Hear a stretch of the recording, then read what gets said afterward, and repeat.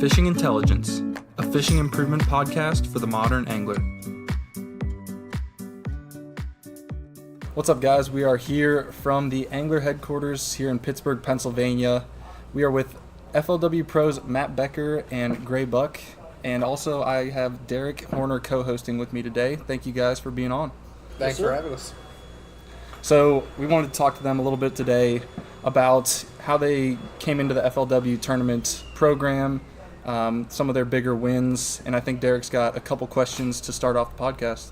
Yeah. So, right now, we're at the Angler headquarters here in Pittsburgh, Pennsylvania. I'm sitting here with the only two professional anglers on the FLW Tour from Pennsylvania. What does that journey look like for you guys? What got you interested in fishing? And then, what made you want to pursue it professionally? Well, my dad got me into fishing when I was super young. That's pretty much all I've ever done is fish. And, he got me hooked on the tournament scene. And once I turned 16, I sort of took it on my own to start fishing as a boater and kind of work my way up. I've pretty much always wanted to fish for a living, so that's all I've ever known. That's all I've ever wanted to do. So once I could take it onto my own, I started, getting into bigger events and just working my way up as much as I could financially afford. And eventually I won enough money to jump into the tour, and here we are a couple years later. Cool. How about you, Gray? So I started off fishing with my grandfather, and we would just go wherever and catch bluegill or trout or whatever it was. And then in middle school, I had a friend that had a bass boat. His dad would take us down to the Chesapeake Bay, so that's where I kind of got the bass fishing edge of it. Then I went to Penn State, where I fished on the college team and graduated in environmental science, where I went to work for a pond and lake management company after graduating for 3 years. And during that time, I started fishing some bigger tournaments, and I kind of won a couple here and there, and just kind of snowballed on itself and ended up making it to the tour. Cool. So, obviously for me, and Jake's over in Ohio, but, the reason that I really got into fishing was same way, through my family, and, I'd love to, someday maybe fish on the tour with you guys if the opportunity ever presents itself. I got a long way to go, but let's talk about, some big events that happened for you guys to get you guys to this point. I know both of you are absolute sticks on the Thousand Islands, big smallmouth guys. Yes, sir. Matt, you won a Coast event up there in, July of 2017. I did. And Gray, you won a BFL event up there in September of 2014, I do believe. Yep, that was it. So let's dive into those events. Matt, can you talk to me about, in July, what patterns, conditions, baits, areas were really working for you on the St. Lawrence? I know a lot of people are really going to be interested in this kind of information. Yeah, well, that was a pretty interesting week because first off, the Elite Series was there the week while we were practicing, and of course Van Dam smoked them in the river, so that kind of changed a lot of people's minds during practice and kept them in the river because they saw the quality that they were weighing in. So I tried to get away from that, and I went the other way. I went out in the lake just to get away from people, essentially, because I just don't like fishing around boats. So if I can get away from boats, that's where I'm heading. So I spent a lot of time out in the lake, pretty far away from the ramp, just checking out some stuff. And it really wasn't that good of a practice. I had struggled, and the weather was pretty bad. It was pretty windy. So it really wasn't until the last day of practice and the first day of the event that I kind of figured out what was going on and was able to find where they were holding. They were basically on the first drop out from where they were spawning. So, they'd finished up spawning probably sometime in June, early July, and then moved out to that first drop. And we're just kind of hanging out there, feeding on, whatever they can find, minnows, alewives, shiners. And what baits were you using to try to replicate those? So I caught every fish on a drop shot. That's all I fish for Great Lakes smallmouth is a drop shot. You can either drop on the fish you see on your Lowrance, or you can cast it and drag it around, or drag it with the wind, if it's too rough. What's your ideal drop shot setup look like? I like a 7.2, 7.6, probably a medium broad. I would probably run 20 or 30 pound braid to 6 or 8 pound fluoro, depending on the conditions or the water clarity. But pretty much a Trocar number 2 drop shot hook and a 1/2 ounce or 3/8 ounce weight, depending on the depth.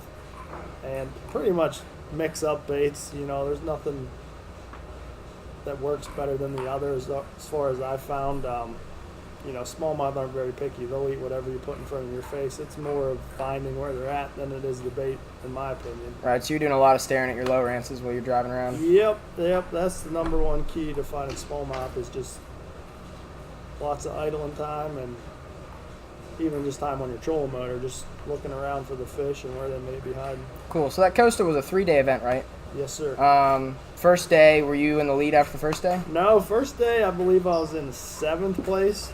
Okay. It was pretty rough that day. There was probably 6-foot waves that day, so it was quite the drive out to get where I was going, and was able to catch some fish pretty quick and get back in early, and wasn't really sure how I was going to be sitting that day, but I just wanted to get in and get weighed in and kind of play it by ear and see how the rest of the event went. Okay. Second day. Second day, we got back out there, and it was pretty much the same thing. The fish hadn't moved or anything, so I caught pretty much the same bag I had on the first day, and that moved me up in the 6th place after the second day. Okay, and then, the big day. Final day. Yep, the big day, I was, I think I was 4.5 pounds back from the lead, so I didn't really, honestly, going into it, I didn't think I had a chance to win. So I was super relaxed. I was just going out and having fun, just trying to make some more money, move up into the top 5 or something and, make some more dollars. And it just started out. It was one of those days you'll never forget. I caught like a 6.5 pounder in like the first 10 minutes, and it just kept building from there. Ended up with, I think, 25-10, and somehow come back and got the win. So would you say that tournament, that victory was like your shining moment for you? Oh, absolutely. Without that, I wouldn't have been able to fish the tour. I wouldn't have been able to fish anything. That gave me the financial boost to, spend more time and take more time off of work and be able to afford to fish the FLW Tour. So without that win, who knows where I would be right now.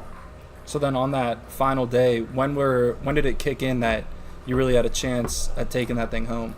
Yeah, I vividly remember catching the last 5 pounder at probably 1 o'clock. I think we were doing it at 3, and I remember as soon as my co-angler netted it, I just looked up to the skies like, what the heck is happening here today? Like, I got a giant bag of fish, and then I started doing some math in my head thinking, all right, I got 25 plus pounds. If the leader only caught 21 pounds, which is still a giant bag, that's a pretty good day. Like, I could still pass him. So that's when it really hit me that I had a chance, and I pretty much packed things up and head in. Then, I went in a little bit early just because I wasn't sure what was going to happen. Awesome. Well, hey, thanks for that breakdown. Gray, kind of similar questions. Yours was a BFL event a couple years prior to Matt's Costa win up there. Also an equally important tournament for your career. Breakdown, patterns, conditions, baits, areas that were working for you in September. Yeah, so that was the first tournament I ever fished at the Thousand Islands. And I'd gone up probably 3 weeks before that and was kind of scouting around, and I found one area that it was loaded.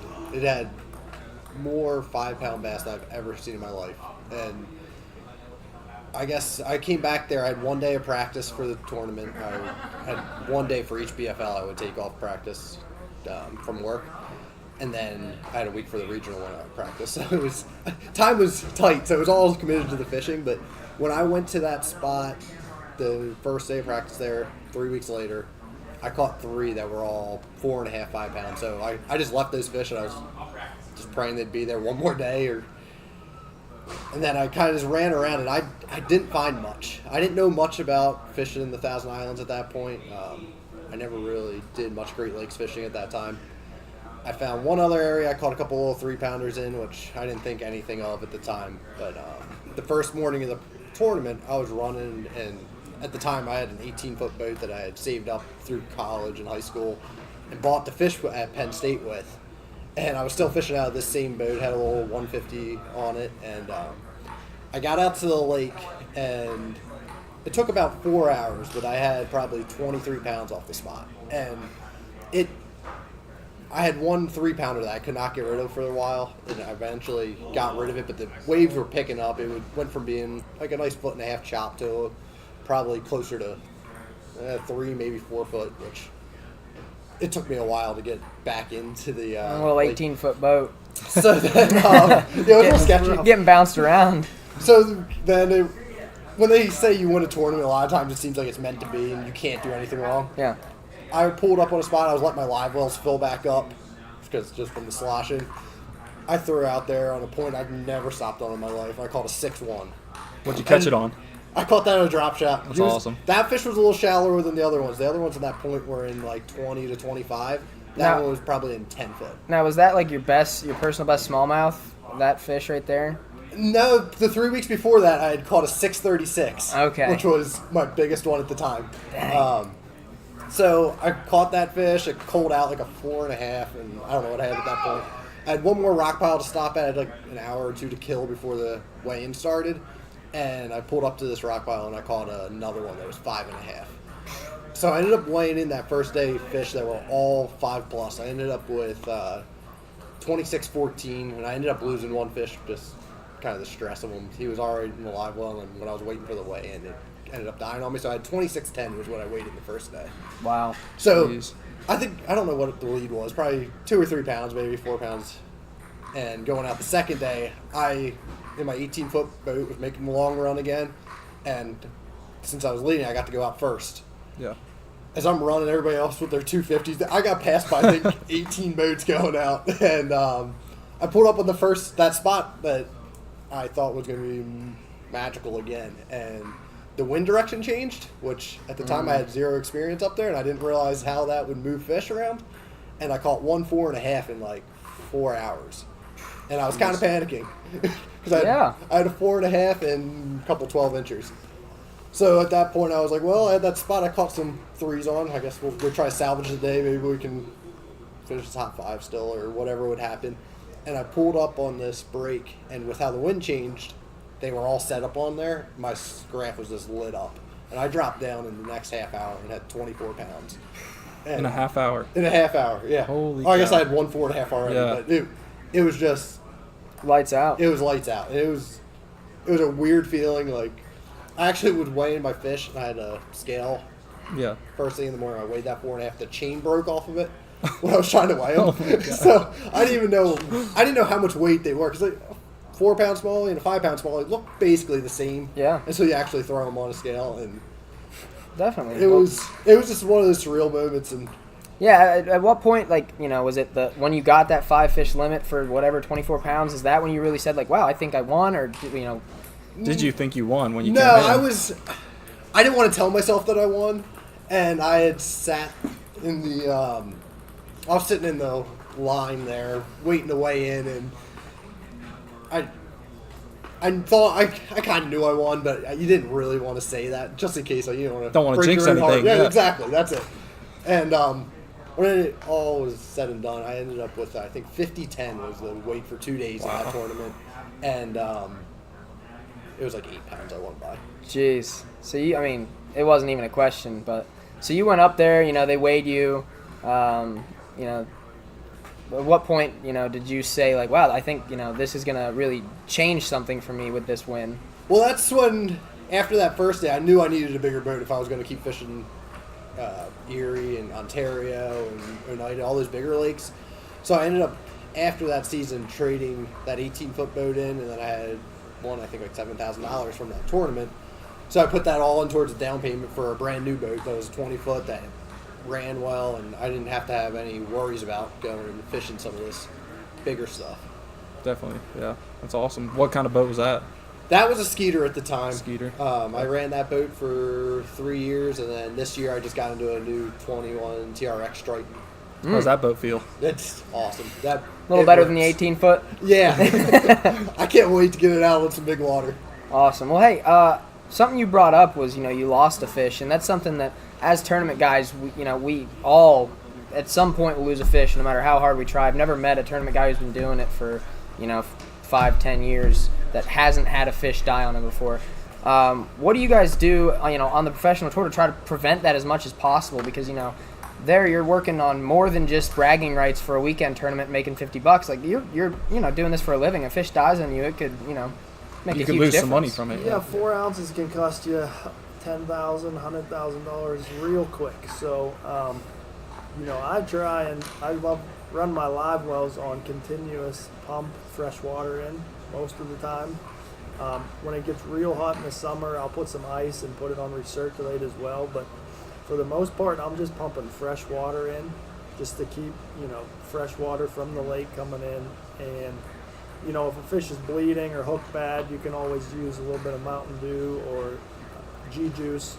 TH Marine makes the G-Juice. That really helps, stop the bleeding and just relieve stress and help with their slime coat. So, That Mountain Dew's a little secret. I've told that to people and they told me I was crazy, but yeah.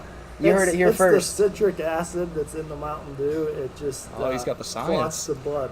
Yeah. Huh. So you could use any kind of pop soda, whatever Okay. you got that has citric acid in it, and even the G juice I believe has something similar in it, and it just clots the blood so it stops bleeding. now that's fishing intelligence. Yeah, that's That's smart. right. Did not know that. Learned something new today.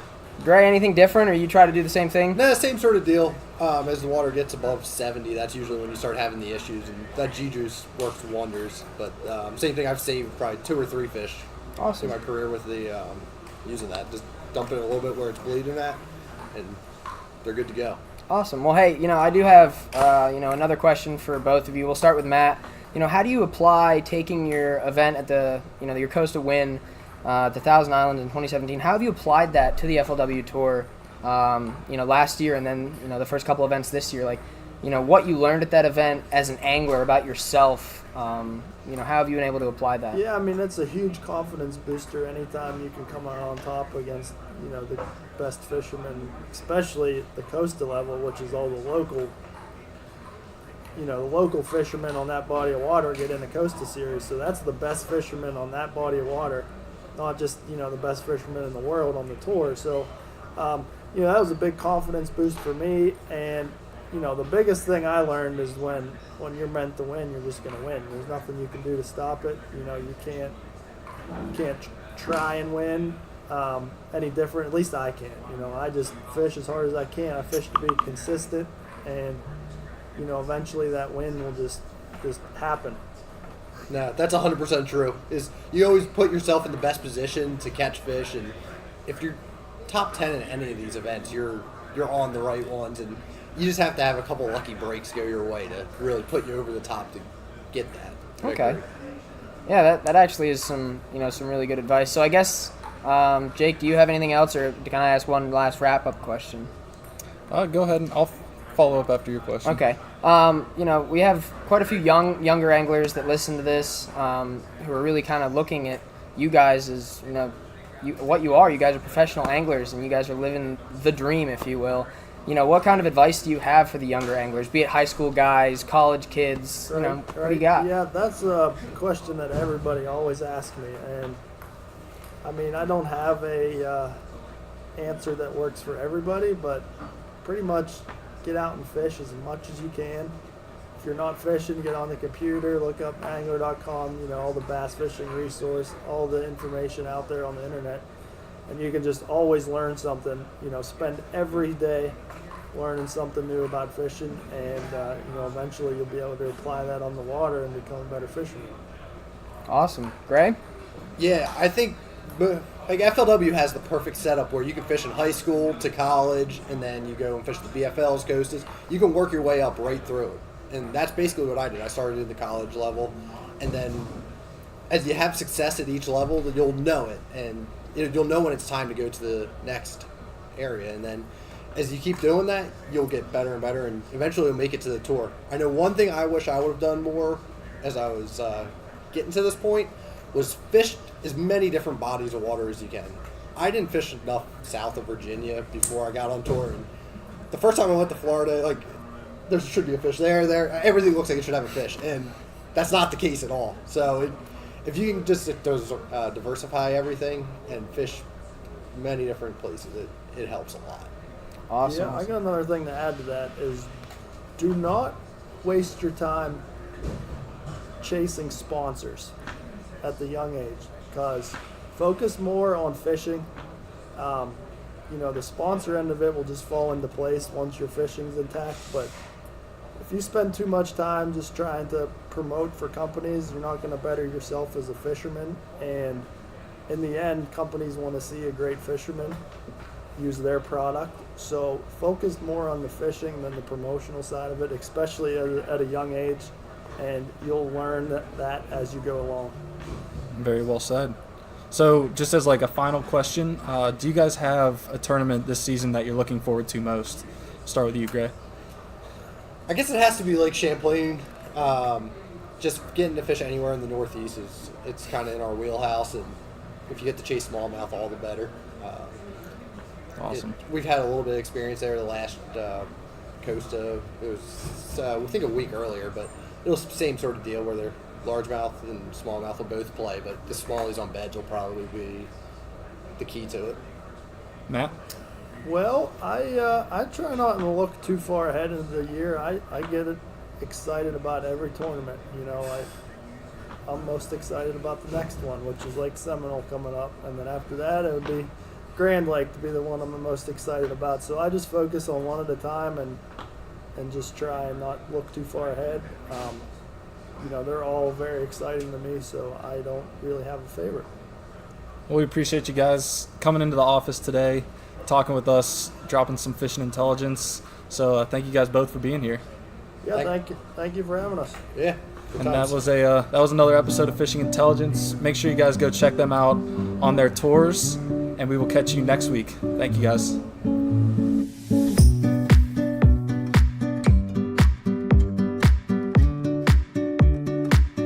Fishing Intelligence, a fishing improvement podcast for the modern angler.